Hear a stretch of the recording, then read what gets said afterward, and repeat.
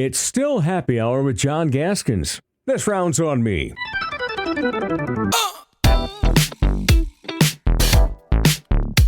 So we're all done with the analyzation of how the Chiefs fell flat on their face and Mahomes has taken a step down in the greatest ever category and the Eagles, how'd they do it? We did that all with the Riggs cast yesterday with Peyton and Curtis Riggs. We flushed it out of our system, but there are still good, in fact, better, much better Super Bowl stories to tell. A fascinating Super Bowl story about a badass person, and she really didn't have anything to do with the game other than she was there.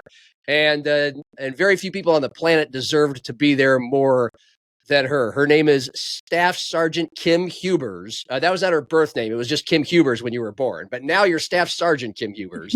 South Dakota Army National Guard, over 20 years, and some time in the Iraq War and some time Hurricane Katrina. That's kind of how this story all started with her going to the Super Bowl. And for those who did not consume Parker Brown's couple of stories for Dakota News Now, he did a wonderful job. And B, about a year ago, August 2023, almost 2 years ago, I went out there to your animal farm in Del Rapids at your home to do a story on how you were the Disabled American Veteran of the Year, All of America in 2023. So that's your basic background. We can start with just the Super Bowl and how the hell you got there. So, luck, miracles, I don't know. It's my understanding I was nominated by our DAV national office, and those nominations went to USAA and their Salute to Service program. And from all the nominations they received, they sent 8 of us throughout the United States to go to the Super Bowl and have these Super Bowl experiences with these NFL players. Okay. And how did must have had some awareness of your fandom? Yeah. Like, are you a big football fan? Yeah. So football's really big in our household. Yeah. I took my daughter because she has loved it the longest and the most out of all of my kids. So she got to go with me. But we are a house divided. There are Niners fans and there are Vikings fans. Okay. I've been watching the Vikings since I was a little girl. My dad would watch every weekend, and when I was little, I would complain about it quite a bit. But sure. It's a little different now. And now after this weekend and meeting Justin Jefferson in person and getting several wonderful hugs from him and talking to him, I will not only be for sure Vikings fan for life, but if he goes anywhere, I'm going to follow him too. So yeah. It was a great experience. By the way, so where did you grow up? Did you grow up around here in South Dakota? I grew up in Iowa, kind of on the Iowa-Minnesota border, near Fairmont, Minnesota, South Fairmont, Minnesota, small town in Iowa, 800 people. So nothing many people have heard about. Somewhere near Spirit Lake, Okoboji area, somewhere around there, people usually know. Straight east. Definitely Vikings territory. Yep, it is. Yep. And then my senior year, my family and I moved to Minnesota, just across the border. So I'm a little bit of Iowa, mostly Iowa, a little bit of Minnesota girl. Okay. What brought you to South Dakota and how long have you been here? I came to South Dakota to go to SDSU. And now you're going to age me because I'm going to tell everybody when I graduated high school. I bet I'm older than you. And you look a lot better than me, so don't worry about it. So I came here in 1999 to go to SDSU. I'm older than you. Yep. So. A little bit. I chose to come here because my mom was sick and I didn't want to be too far from home, but I wanted to go somewhere where I could branch out and meet a lot of new people. So went to college for about a good solid 10 years or so at SDSU, grabbed a few degrees that I don't really use, but had a good time going. So I don't want to do we're kind of bouncing around already, and I don't really want to do the linear chronological thing unless it naturally happens. And by the way, speaking of linear, if you're a little off center again on these Google calls, because some people want to see it. There you go. Sliding. There you go. Good spot. Stay still. So good. My chair swivels and rocks, so this is very hard for me when I'm nervous. I'm not very good at sitting still when I talk and tell stories either. So we'll forgive you for a little bit. But so Kim Hubers, the 2023 Disabled American Veteran of the Year, and we'll get to all that and why that was the case.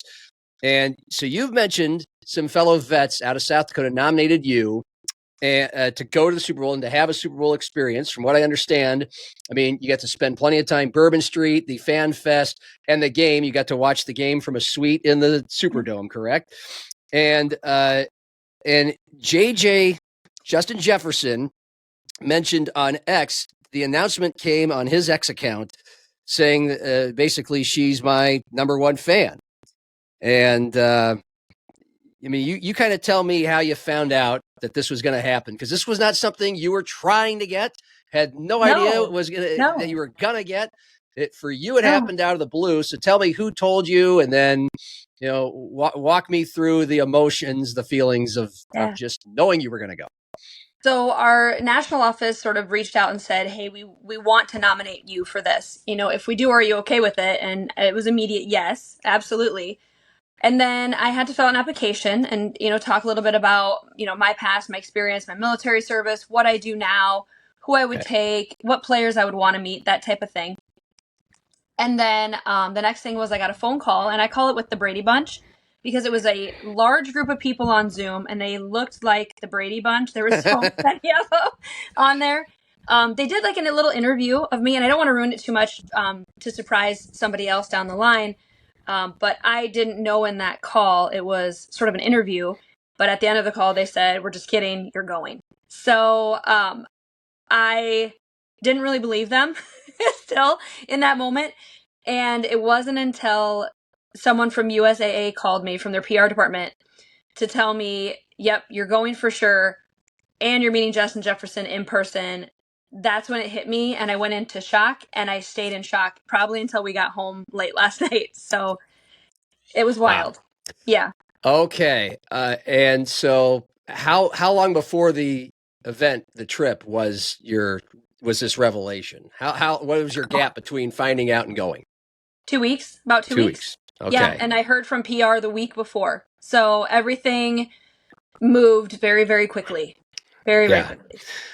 And it just happens to be that this Super Bowl was in New Orleans. And I don't know if that was, considering your history in New Orleans, which you're about to tell us about, was part of the reason why the folks that you work with in South Dakota nominated you. Or was it just pure luck that a place you had served was the place where the Super Bowl was? Was that intentional, or was that just coincidental? No, it's coincidental. I mean, I found, and this is sort of a much broader thing to say, but I found in this last year of my life, everything in my life has sort of come full circle and come back, and I've been able to kind of go through a lot of things in my life. And being able to go to New Orleans and go from the devastation that I saw there, it's hard to talk about, but the devastation that I saw in New Orleans and the experience I had there, I would almost say was worse than my service in Iraq. Ooh. Even though it wasn't that, you know, my life was in danger, or, you know, we're sleeping on trucks, that type of thing. It was the severe emotional toll and the suffering and the devastation that has stuck with me for all of these years. There was, I will never forget the day, and hopefully I don't get emotional. I've told it a lot these last couple of weeks. Hopefully I don't get emotional, but there was a day that we were at apartment buildings helping these families clear their stuff out. And a lady came up to me and she said, I can't get my door open. I know it's unlocked, but I can't get it open. Can you come help me? And of course the water had swelled her door shut, and we kicked her door in, and she looked into her apartment and she collapsed, and I grabbed her in my arms and held her while she cried to stop her from falling on the ground. You know, seeing the animals, their boats in trees, houses, buildings, businesses, everything just leveled and destroyed. The X's on the houses with body counts, you know, things like that. It was indescribable. And I know there's a lot of hard stuff that I went through in Iraq too, but the devastation wasn't complete. You know, there were bits and pieces where there was devastation, whereas New Orleans, it was everywhere we went, everything. And it really stuck with me.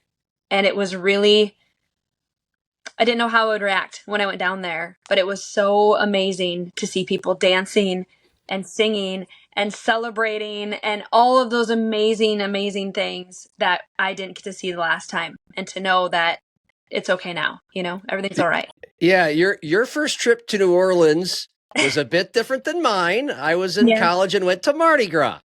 Nice. That's all anybody knows Slightly about New different. Orleans, right? Yeah, just slightly different, I bet. just Bourbon Street and happy and drunk the whole time. And fortunately, didn't get arrested and lived to tell about it. But Yeah. so it was Hurricane Katrina. You were deployed with the South Dakota Army National Guard. This was 2005, right? And it was how many years after you had, just to timeline, how many years had you been in Iraq?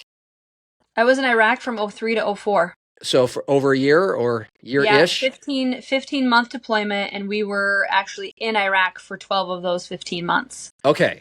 So yeah. And then how long after you were done in Iraq, you were back home, and certainly any trip like that during a war is going to affect someone for the rest of their life. And, we can get into that later. But I mean, so you had just gone through a lot, and then you go to Katrina. How long after you had arrived home from Iraq did you get sent to New Orleans? Gosh, we got back in April of 04.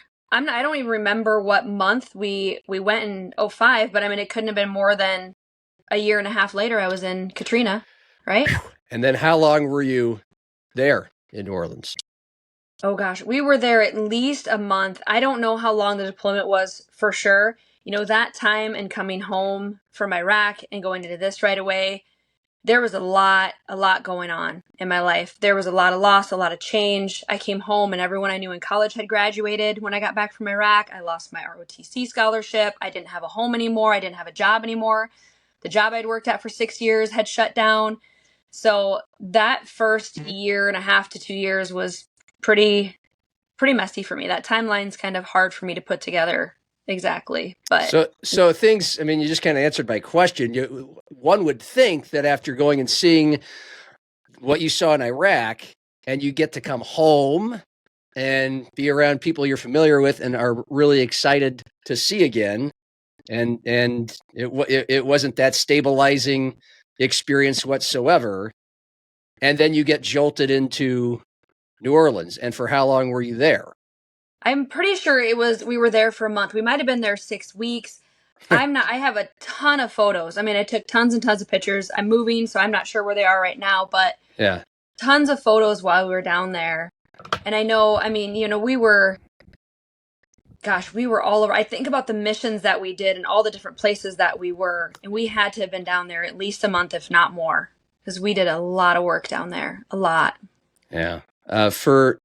We've all seen the videos, and when things happen in New Orleans, like a Super Bowl or a national championship game, it always gets brought up and brought back. But 6 weeks there, I mean, well, you've given an illustration of, you've given one micro of what a day is like and the human emotion and connection of it. I mean, but what was a typical day like? I mean, how would you just day in, day out, waking up, and what would you do, and how did you process it all?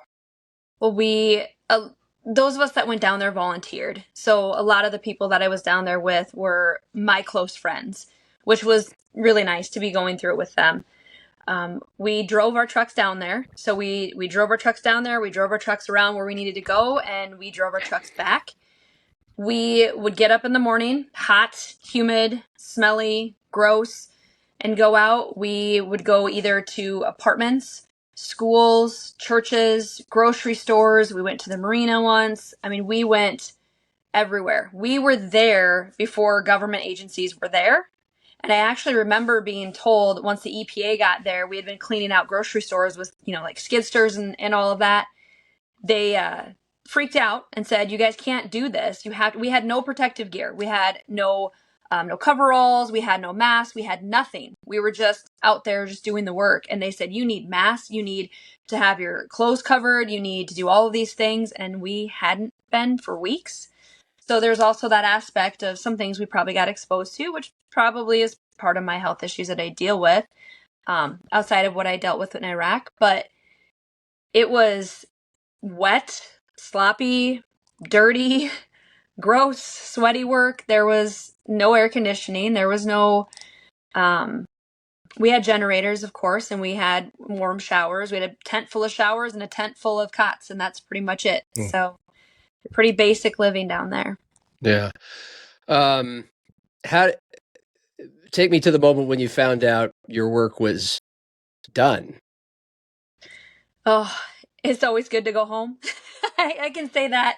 But also really sad because we weren't done. There was so much more to do. And no matter how much work we did in a day, no matter how many hours a day that we were down there working, our whole group would get. I remember one day we went to a school and our whole unit went to the school and we cleaned out the school. And that was it. That was one school. An entire day took all of us in one day to clean out the school. And it just felt like, even though we were making a difference, it felt like we weren't really making a dent. And so those moments where we had those one-on-one connections with people, those meant a lot because then we felt like, okay, I really did make an impact for this person, or I made an impact specifically on that. But it was slow work. It was slow work. Mm. Do you have any other of those connective moments that stick out? One of those moments you just spoke of? I remember a family that had their apartment on the second story. There was apartments on the first floor and the second floor, and they were standing on the balcony and all of their stuff was okay because only the first floor got flooded. And there was another family on the lower level and they had 2 totes that they could keep. That's going to make me emotional too. They had 2 totes that they took out of their house that they could save. And they had kids and one of them was filled with Legos. So out of everything this family and these kids, everything that they owned, they had 2 totes of belongings while the people standing up above them were so thankful they had everything. It was wild. Absolutely wild. The schools, I mean, yeah, it was tough. So did you ever get a chance to stay in touch with some of these people that you helped? No, I mean, back then, 20 years ago, we had cell phones, but Sure. it wasn't anything like we have now, you Right. know? So, no, I mean, I have some photos here and there and just my memories. That's pretty much it. Was there, so we'll flash forward again 20 years. We're talking about Katrina because of your visit to the Super Bowl, and you've mentioned how you got to see New Orleans alive and clean and vibrant, and as it is advertised during a major event. Did you get a chance to go back to any of the sites that you had helped? Nope. This was all just kind of a pleasure trip, Bourbon Street, Superdome, and yeah, it was.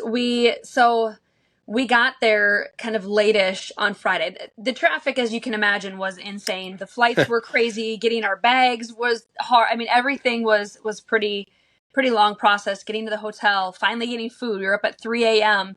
to catch our flights, and we didn't eat an actual meal until 3:30 in the afternoon.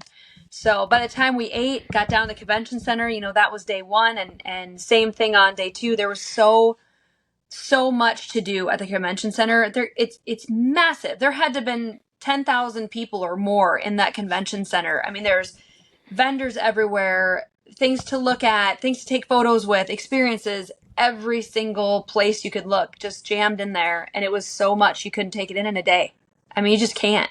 Yeah. Yeah. I got a chance to do that experience in Minneapolis 6 years ago when it was 5 degrees outside. You win, because they did a lot of that stuff outside. They did the FanFest thing outside, and they just made it. They just embraced it. We're going to do, these are igloos, and we're just in the North Pole during FanFest football-y things. I want to trace it back one more time with the connective tissue to Katrina, just because you're mentioning the flight in.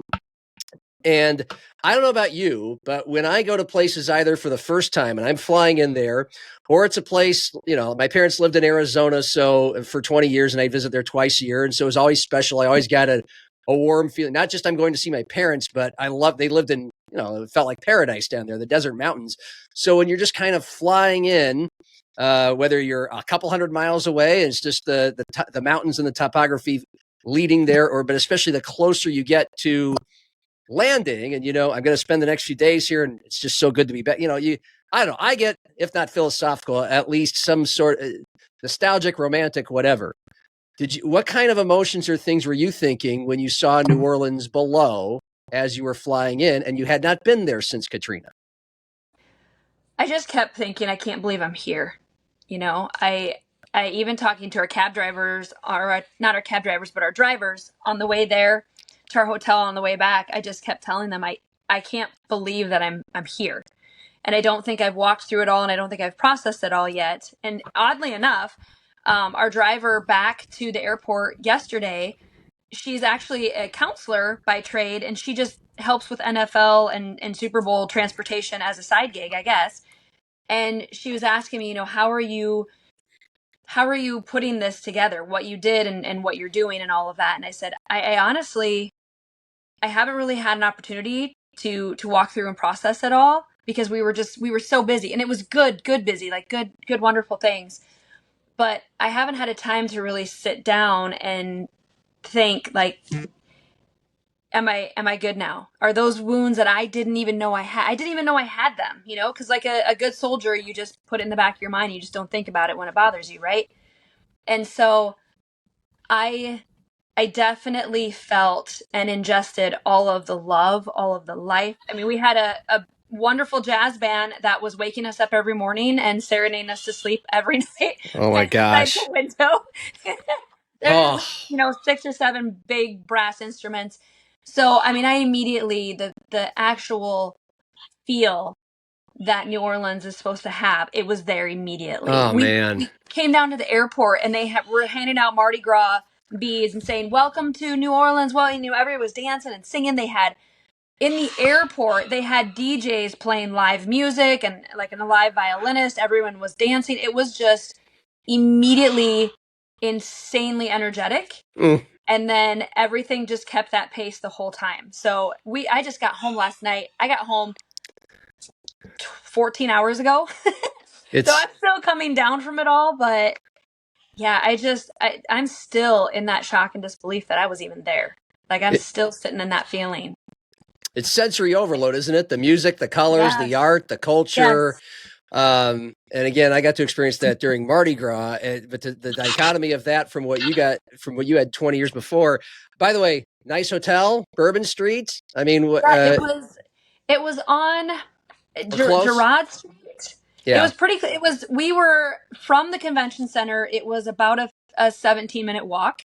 And then we actually walked home. We took a bus to the Superdome the day of, and then they came and told us, hey, by the way, the bus had to park so far away that if you guys would like to walk back to the hotel, it's just as far as our bus. So we just walked home from the Super Bowl. And it was maybe a 20-minute walk. Huh. So everything, we were right in the middle of all of it. Yeah. Yeah. Well, wonderful. And the beignets, crawfish, oysters, you do it all? We did have beignets. We went to Cafe du Monde on the Riverwalk, and had beignets. We did that. And then in the suite that we were in with USAA, they had some crawfish, and I tried some. They had some crawfish claws, I guess, whatever you call it. So I did have a couple of those and some shrimp while we were in the suite right before the Super Bowl got going. All right. So Kim Huber's 2023 Disabled American Veteran of the Year, All of America, Del Rapids, South Dakota, just went to the Super Bowl, New Orleans, nominated by her fellow vets here in South Dakota. Justin Jefferson tweeted the announcement, and she's telling us about her trip to New Orleans. And I want to hear so much about the game itself, but honestly, as you might be able to tell, I'm more fascinated about just getting to see New Orleans in its vibrant best self. And, but you did, let's talk about meeting Justin Jefferson, because that was kind of the whole, I can't wait. Now, first of all, something I don't think we've mentioned enough here. When you're talking about it was just you and your daughter, right? Was it just you two on this trip? Yep. And Aubrey is what, 14? 18. She's 18. She's a senior. 18. Yep. Yeah. Forgive me. That's okay. So, I mean, a lot of the stuff that you went through was just, I guess, a couple of years before she was born. And you, Parker Brand's Dakota News Now piece, just mentioned that she got to hear a lot of your stories. Had you told a lot of the stories, or did a lot of things that you hadn't remembered start coming back when you got, and just what was that like, sharing those things with her? when I found out that I was going to go, I kind of sat down and talked to all of my kids about, wow, this is a really cool experience because I get to go somewhere that I saw destroyed, put back together. So I kind of Yeah. had those conversations with all of them. And then our second Saturday, when her and I were walking to the convention center for the Super Bowl experience, I told her a few more bits and pieces. You know, you're not cool to your kids when they're teenagers or they're younger anyways. So when they get older, Nope. they'll probably care more. But I did tell her a few of my experiences and how hard it was. And she's got to see me talking to some people here and there about it too. But I think that it's very hard to get a kid who doesn't even, any of my kids, who won't even clean their bedrooms to understand the massive amount of devastation that I lived in and was working with. So I don't think they have the capacity to comprehend it. And I'm really grateful for that because I've always told my family that I served enough so that you don't have to. So I really hope that they don't ever have relevancy for what I went through because I don't want them to go through that. Well, 25 minutes in, I guess I should say thank you as well. For sure. I've done it a few times. We've gotten to know each other through things like this before. Yeah. But all right. But she is a big Justin Jefferson fan, and she could certainly appreciate the chance to meet. So she's a bigger Vikings fan than you and a bigger Justin Jefferson fan than you? She is a 49ers fan. I won't hold it against her. Yep. Okay. Her and one of my other boys is a 49ers fan, and my middle boy and I are all for the Vikings. And I have to tell you, with Justin, I mean, he came in. I don't remember seeing him at first when he kind of came around. He came around a wall, and there was this in the convention center? Set the scene, set the stage for me first. Yep. So where are you? In the convention center, they have a specific area that's the USAA Salute to Service Lounge. So it's this big, big area that they have huge, like 30-foot curtains around it. And in the back of it, they have their green room, and they had kind of a step and repeat back there. So they said, just, stay here and just, he'll come around and just kind of hang out and wait for him. And I saw them kind of their eyes following him as he was coming behind and around. And I don't remember initially seeing him. I think I sort of blacked out a little bit because I was so excited.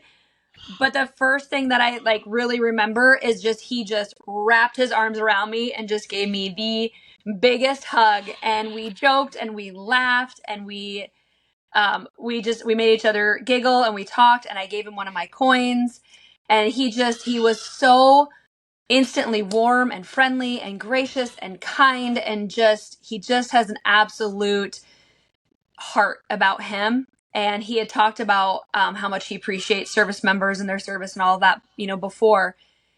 He was even, so here's some inside info nobody knows, he was even late getting there. I was supposed to meet him before he spoke. And I was supposed to meet with him about a half hour before he spoke. But the traffic was so bad that he was stuck in traffic. And they were trying to get the police to get him there on time. And they couldn't. So he looked and thought it was an 11-minute walk. So in the 83-degree heat, he threw on his hoodie with his pants and he covered himself up and he walked to the convention center so he wouldn't let the veterans down. And I asked him, I said, hey, when you walked, because you can see in the interviews, he has a lot of diamonds around his neck and all over. I said, did you walk with that? Did you tuck it in? He said, no, I threw a hoodie over me and I walked all the way here. So, I mean, that kind of shows you his dedication too. And he was just so genuine and gracious and it was wonderful. Such a warm, genuine human. What did you get a chance to talk to him about? So I told him that one of the first things I said to him is I said, first of all, a month ago, you made my son go to his room crying. And he said, what are you talking about? I said, January 13th. And he said, what happened January 13th? And I looked at him, I said, and he was like, oh, it was the wild card game, right? And I was like, then you show up late and I have to wait for you for about an hour and a half to even meet you. And this is supposed to be our day. And so we kind of laughed a little bit and we joked, and I don't remember what our banter was after that, but then I had brought one of my commander's coins because I'm the DAV state commander for South Dakota right now, and I brought one of my coins to give to him, and I got to give that to him and sort of explain it a little bit. We got to take a few photos, do, some of the shots that they're using for media, do some of those things. And then off he went to sign autographs because they were running far, far behind. So it was really, really quick, but it was really great. Yeah. Did you remember your daughter's reaction to all this? So Miss Too Cool for School, Miss 49ers fan. What does she think now? At some point, I remember saying, "And that's my daughter over there." And he's like, "Oh, come here, come here, come here." And he puts his arm around her, and we took some photos. She gets she's very shy, very, very shy. So the cameras and the people and all of that was probably incredibly overwhelming for her. But she was definitely excited, and definitely the highlight of her trip too, I think. Even more so than the Super Bowl. The game. I mean, honestly, Justin was that great. It's probably pretty close. He was just, I don't even know how to explain it. Just a great, great guy. But I guess the energy he came with, and he came in the room with, was amazing. And the Super Bowl energy was amazing too. Different, but both amazing. For sure. I recommend anybody who ever goes to a Super Bowl or Super Bowl weekend to go to the Fan Fest. Yes. For sure. And I'd love to hear more about it, but I don't want to delay the experience of going to the game anymore. So, I mean, you flew in on Friday, you had your Saturday with Justin Jefferson and the Fan Fest and everything. Then you told about being serenaded by jazz music in your hotel near Bourbon Street. And my gosh, but walk me through Super Bowl Sunday. Yeah. So our ride didn't show up till about 12:45. So we just got up in the morning, took our time getting ready, had some snacks, just a nice, easygoing morning. Listened to the band outside our window playing for us. That was good. And then there's a whole group of us. So USAA sponsored, a lot of this trip. And there were 8 of us veterans, and we each had someone with us. So there were 16 of us, and then there was a lot of staff. We filled the whole bus.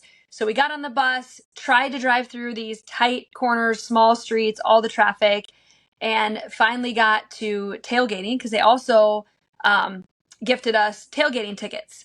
So we got to go to the tailgate area. We were running a little bit late because of traffic, but we went in there and there was drinks and there was food and there was people and there was music. Oh my gosh, there was on stage performances, there was live performances, there were dancers, there were tarot card readers, tons and tons and tons of food, as much as you could eat. It was hard to get drinks. It was really hot, really, really hot. And so everybody was in line for drinks. We had about, I want to say, an hour and a half. We stayed there. Post Malone was up on stage. He was the last one that was singing before we walked to the Super Bowl. And then my daughter and I decided we wanted to go and check out the dome. So we headed there. It was about a couple blocks walk. And everybody on the sidewalk was just, I mean, it was just electric. Everybody's shouting Eagles and Chiefs and chanting and walked up to the dome. And there's this great big ramp that you all go up. And as you're walking up to it, you see it just flooded with people.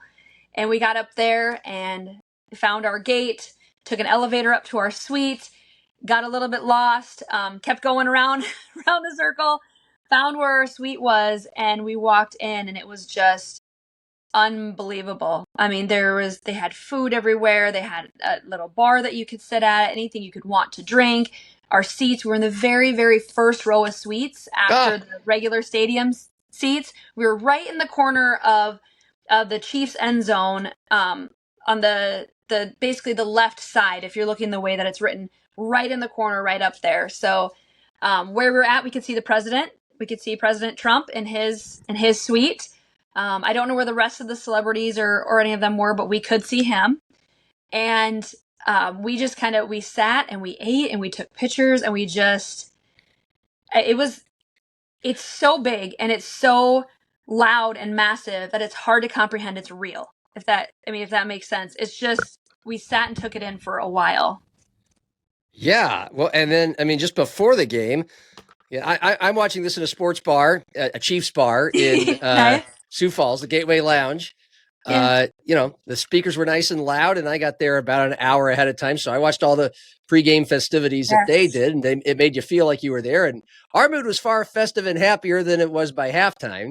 Yeah. But man, I mean, they rolled out some stops there. They had Gaga performing on Bourbon Street, and then they cut to the Superdome for, the anthem, America the Beautiful. I mean, what was your favorite or most powerful thing before the game started?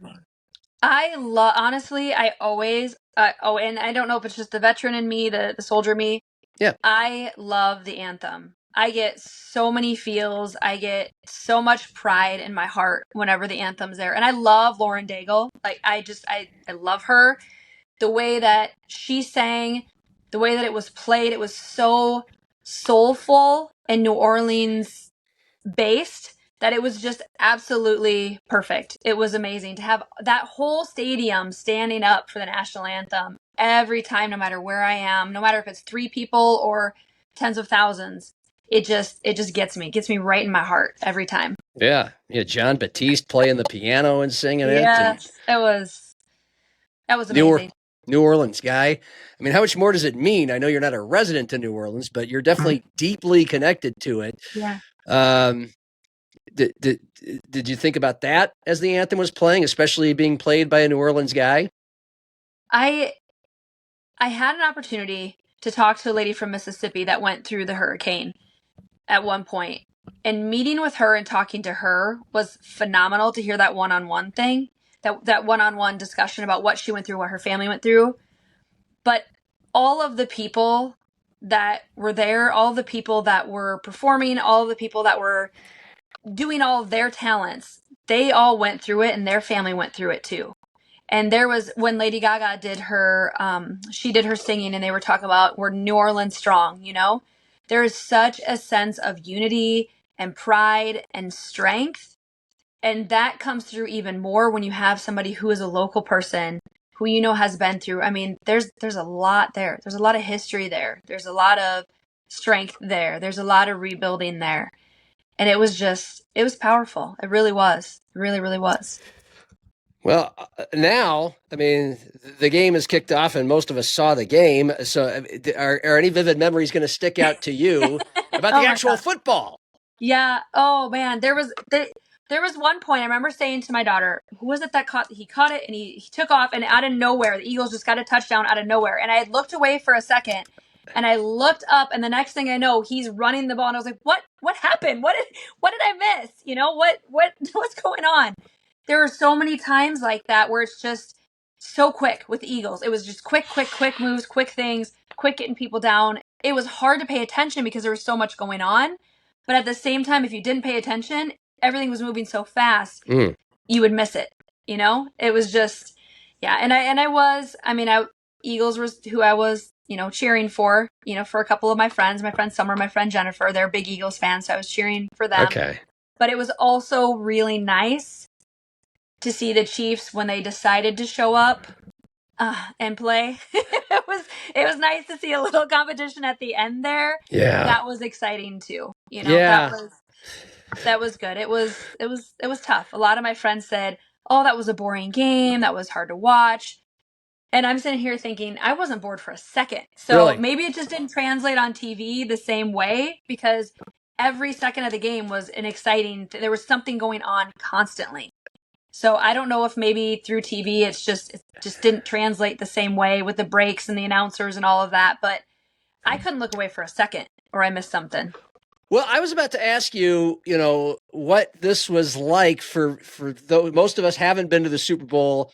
Maybe a lot of people who watch or listen to this show have been to a Vikings game or name your favorite team's game. And I was going to ask you to compare, but this was your first NFL game. This is my very first. To be honest, it's all downhill from here, Kim. I know. Go ahead. Unless I get to see Justin again, then we're fine. Yeah. No, we had been saving, honestly, for not this Christmas, but the Christmas before. I had gotten my ex a 49ers piggy bank, one of those great big ones from Shields. It's like a big bottle. And we had been saving for a trip to take, he's a 49ers fan, to take him and the kids to a 49ers game for the last 2 years. And we weren't able to do it. I mean, that was like one of his lifelong goals. And so there was always that desire to go. It's not something we could ever afford to take 4 kids to go do. And now circumstances are different too, of course, but it was a lot for us to even dream about someday going to an NFL game. I never thought to dream this big. I mean, people kept saying to me, is this a dream come true? No, I would have never dreamed this big on my own by myself. I just wanted to go to a game. I didn't think I'd go to the game. Like, that was never on my radar. Yeah. Yeah. And there's so many commercials and so many timeouts. And I'm guessing it was cooler there than it was watching the commercial. Or did they show the commercial? Stupid question. They didn't show the commercials, so you missed out on the commercials. That's stupid. I missed all of them. What goes on during the timeouts? So during the timeouts, they pan the camera to celebrities, and they'll show different celebrities, or they'll show the crowd, or each of the team's cheerleaders at one point got to do a dance, their own little dance in their end zone. So there was that. They would show, there was this big production they made for each of the teams that said, this is your team. And it was the Chiefs. And it would go through the main lineup and the main players and do that. But yeah, there was no downtime for us because there was always something going on. Yeah. How were the boos for Taylor Swift and Donald Trump as loud as they appeared on TV? See, all right. There was a lot of, they were both booed. There was a lot of boos and cheering on both sides for everything all the time.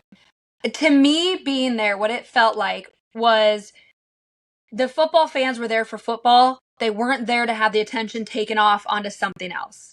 That was my interpretation of it. And I've watched a couple things about it since. And they did the president before they did Taylor. So who the boos were for or not, whatever, I don't know. But my feeling was these are 2 people that take the attention off of the game, and the crowd was not having it. They were just like, nope. And other celebrities came up and nobody cared. It was no big deal, but they just didn't want that attention. We're here for the game. And those are 2 pretty big hot topics right now. Trump and Taylor Swift are 2. I'd say so. Big deals right now. And I think and maybe that's just my interpretation because I wouldn't boo anybody, and I'm just, that's not my thing. Right. But I did really feel like it was, we're here for football, and it was weird. The one thing I bet it was. The assumption was these are just all Eagles fans. They boo and hate everybody. They booed Santa Claus once. But maybe I'm wrong. And by the way, so what I've always heard about Super Bowls is it's a very corporate feeling. There's going to be plenty of fans for both teams, but it's not actually as electric or rabid as the average NFL game because there are so many people there who are just, that, let's face it, that are rich and can afford to go or a part of somebody else's crusade there. You know what I mean? That bought the tickets a long time ago, blah, blah, blah, blah, blah, blah, blah. People who are crossing this off their bucket list or fans of other teams and their team didn't make it. They were planning on it. But what was it? Was it festive? Was it electric the whole game? Did it feel corporate? It didn't feel corporate at all. I mean, everybody that I saw was just a normal person. We didn't see any celebrities. Everybody surrounding us, even in the suites on both sides of us. I mean, we were in a suite and we were with CEOs of USAA, and they were the most down-to-earth, normal, sweet, genuine people. I mean, everybody around us, all the crowds, it was just normal, everyday people. I didn't see anybody that felt corporate or felt out of place. It just felt like you were going to a football game. As far as the people, it felt like just your average people here in South Dakota. But they were just very dressed up with a lot of green or a lot of red. That was the only difference. But no, everybody was just average, and everybody got along. I mean, it was, of course, mostly Eagles fans on the one side and Chiefs on the other, but there was people interspersed. No fighting, no anger, no aggression. It was just very, very enjoyable. Honestly, very enjoyable. Great. That's awesome. Yeah. And then you came back yesterday on Monday. That's correct. Yep. So, I mean, what kinds of things are going through your head as the plane starts to depart New Orleans and you're going back home? Do you have a chance to reflect on the whole thing? first thing was I can't wait to get to my bed where there's not a band outside my window playing. that was one. Yeah. I ended up having a lot of stuff that I had a really busy week before I left, and a lot of stuff I put off because I just wanted to enjoy these 3 days. So the entire time that I was in the airport and we were coming and going, I was trying to catch up on, life back home. And this morning, I got up and running. My youngest had to be up at 6 a.m. and on a field trip before 7 a.m. this morning. So I haven't had much time to sit. I like to write, to process things. And I told myself at some point I need to just sit down and I just need to put some thoughts out so I can process through it, because it was a lot. It was a lot of memories, a lot of healing, a lot of people, a lot of experience. I mean, it was a lot, but it was exhausting. But people asked me, how was it? And I said it was wild and it was exhausting, but it filled my cup. And usually if things are wild and exhausting, they don't. But this really did. And so I've only had a few hours home. We got home about 9:30 last night, I suppose. And it was say hello to the kids real quick and then straight to bed and straight up this morning. So I haven't really had much time. And then you got to wake up and talk to more media about this experience. Yeah, I had to comb my hair and everything. I'm sorry. I'm so sorry. I mean, hopefully this is part of the processing part of things, at least. Yeah. I'd like to think we're just chatting among friends here, that you're doing an interview, but I and this has been fantastic. And I do kind of want to steer things back home because, you're kind of from this whole part of the country your whole life. And you've had a very interesting life. And you've mentioned what's your position with the Disabled American Veterans again? So I am our Sioux Falls chapter commander. Okay. And I am our state commander. And then I also volunteer on a national board of directors. So I do a few things. Yeah. And I mean, how do we put that all into one package, as far as either the purpose you feel out of the job, generally what you're doing? I guess we'll just start there. What do you feel like your purpose is, the meaning behind what you do, and what is it that you do?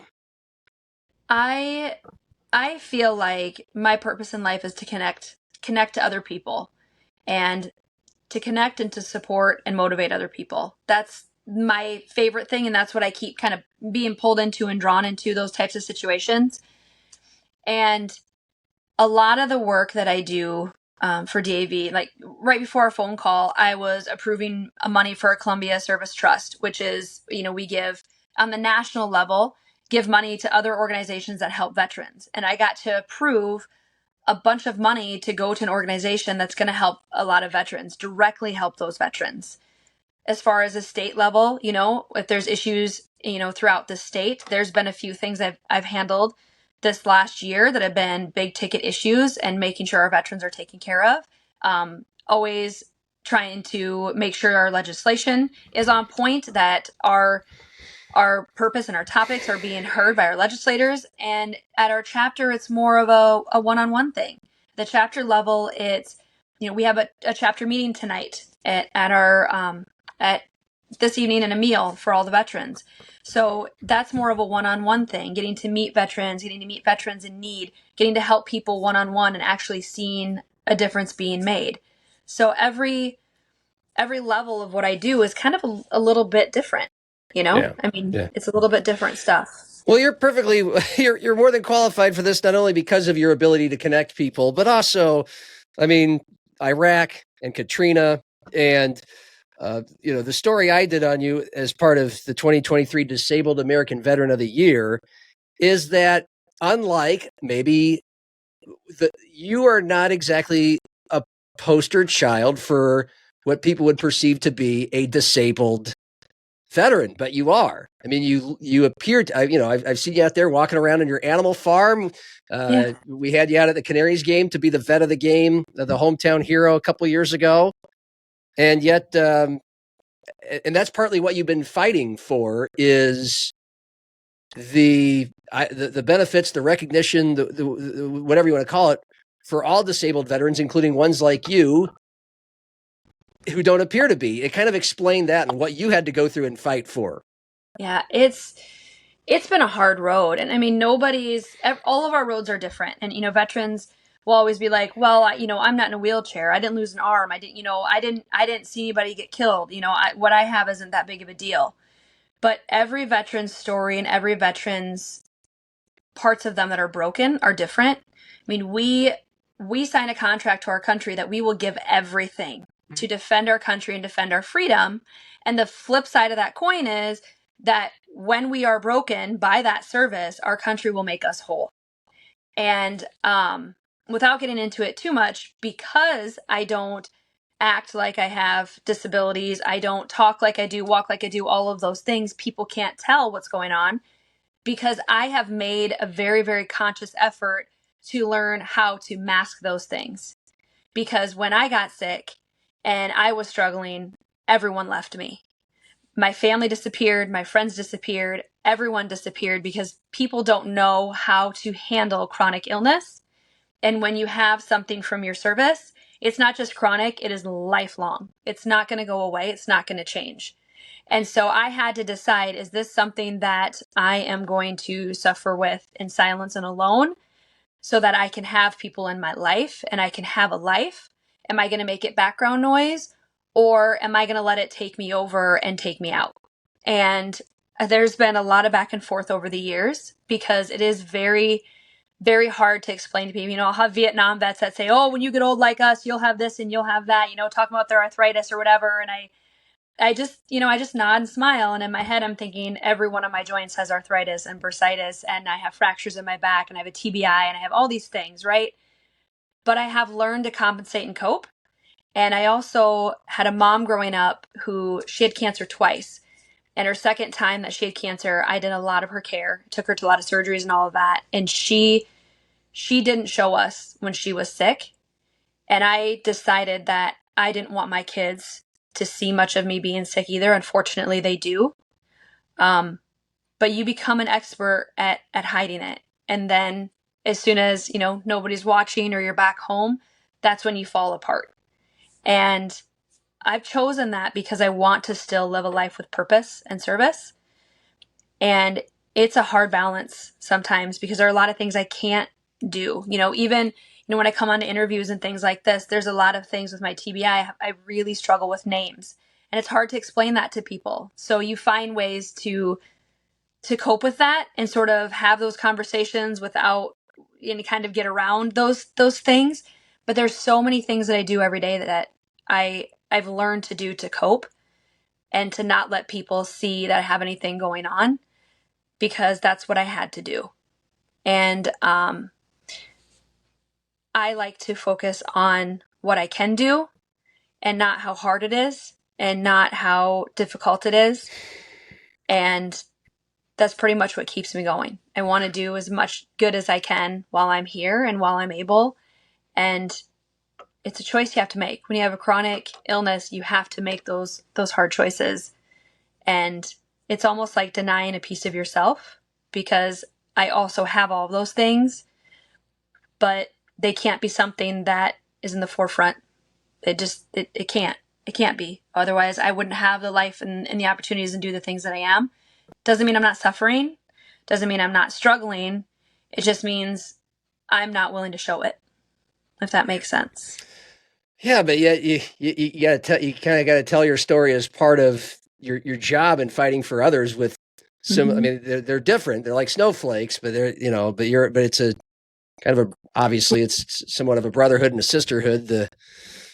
The organization you're with and that you fight for, because I know you had to go to New Jersey, or you got to go to whatever you want to call it, to find out you had like 125 things physically and mentally wrong is the wrong word, but issues. And that was the most anybody in this, was it I don't know what agency it was, but they tested you to see, is she worthy of getting some kickback and benefits? Is she really disabled? And they found more things with you than they had found with anyone. Is that correct? It's RISC is the acronym. So it's a War-Related Illness and Injury Study Center in East Orange, New Jersey. And they are basically the top of the VA. They do research. And I got flown out there. on a plane. I got my hotel room paid for, and I got to see a team of 5 or 6 doctors for 4 or 5 days, 4 days, I think. They see 1 to 2 service members in each region per week. So that's 3 to 6 in the whole United States. And I got in. And I remember the first thing they do is they send you to the psych doctor, which, makes sense. And I talked to her for a very long time. And I remember asking her, because my first master's degree is in counseling. And so mental health is a hugely important thing to me. And it's something I still do. And I still advocate for every day. And I remember asking her, am I just crazy? Or have you seen these things before? Like, am I crazy? Because I would rather be crazy than have these things physically wrong with me, because I can get therapy. I can't necessarily fix what's wrong physically. And she said to me, yes, we have seen everything that you have, but we've never seen so many things or as significant as what you have. And then she told me I need to write a book about my life. so yeah, so it was hard, and I've gained more diagnosis and more issues since then. But for most of the stuff that I have, there's no cure, there's no fix. And on top of that, I'm so extremely chemically sensitive, I can't take medications. So, for a while I had an autoimmune blood disorder that could have taken me out at any time. And I went to my doctor and he said, well, try baby aspirin and see what happens. And I got bruises the size of softballs all over my legs. And he said, that was just a baby aspirin? I said, yeah, just 1 a day, like you said. He said, get off of it. And he said, I'm sorry, but whatever the course of this is, there's nothing I can do to treat you because your body cannot even tolerate a baby aspirin. So there's that whole side of it too. When I have surgeries, I can't take narcotics. I have 8 screws in my shoulders and I have a labrum tear and all the stuff that they fixed. I couldn't take narcotics. All I could take is over-the-counter Tylenol and ibuprofen. I've had procedures done where I didn't have anesthesia or I didn't have numbing because I couldn't tolerate it. That's a whole other side of it too. It's not just what I live with. It's that I don't have treatment other than living a clean, healthy, and most significantly stress-free lifestyle. That's pretty much it. Trying to live healthy is my only treatment. Yeah. So wow. That too is another difficult side of it. I know we gotta go because your day will just continue and you've got work to do. And we didn't get into your time in Iraq, which is fine. You've told me about, excuse me, ammunition. You're an ammunition trucks driver. You saw oil wells on fire, babies on the side of roads begging for food, and you spine fractures, knee, foot, all the traumatic brain injury. By the way, that's what TBI stands for, and you went through all of that. And so to I guess to wrap this all up, first of all, I'm so happy for you in this trip. Excuse me.